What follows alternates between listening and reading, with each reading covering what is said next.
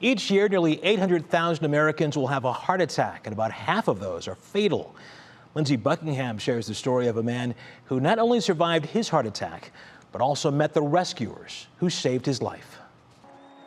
It was a hot day in mid-July, and 53-year-old Brandan McClaine, playing baseball for a men's league in Broadview Heights, suddenly, something wasn't right. And I was like, oh, let's take a break. And I started drinking water, and I looked at Ed and I said, I'm in trouble.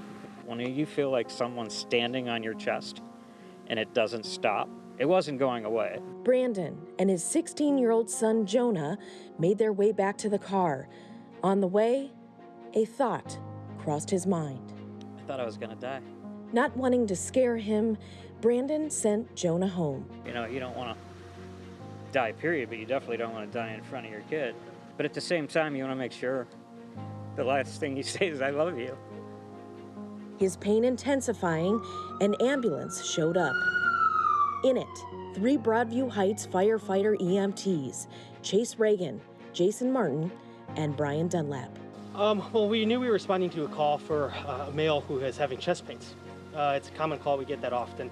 But then when we saw Brandon, we saw the condition he was in, we were a little more rushed. In the ambulance, Brandan, alert. Brandon was a good historian, so he was able to tell us he had some prior blockage. Then, things took a turn. 2 shocks to his heart, and CPR brought him back. You just never know when something like that's gonna happen, you just gotta be prepared. Brandon's first responders say if he had waited 5 minutes longer, the outcome would be different. His early recognition of cardiac symptoms and then the fact that we were able to implement interventions quickly enough to bring him back was key. A team waiting at Metro Health Brecksville Health and Surgery Center. Brandan had 100% blockage in his left anterior descending artery, commonly known as the Widowmaker. Life Flight took him to Metro Health Medical Center for immediate surgery. A week later, we reunited him with the men who helped save his life. Nice to see you guys.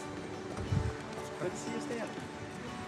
We did end up shocking you twice because after the first shock, your heart converted, but then... A few gifts, We appreciate that. We don't have to do all that. a few laughs, Okay. and then a thank you.